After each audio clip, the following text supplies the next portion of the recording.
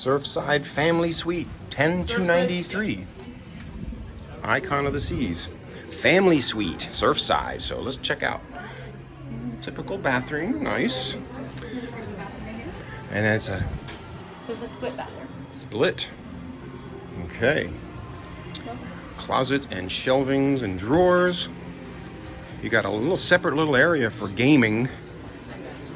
The kids can just play their games, and you can shut the curtains. Of course, you nice big windows for the surf side. No doors are open, that's why you hear the noise. But here's the bed. Here is the balcony. It's a nice balcony.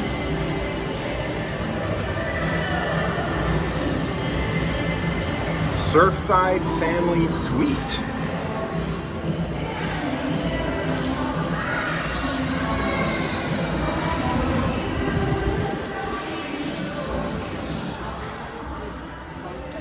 I'm not quite sure that that might fit on the list. But it should be family. Just so you know, this is the family suite that they had to walk back on how many kids can sleep in here. They have to be small kids. Can't be big kids, because this is the room here. So they got to be small kids.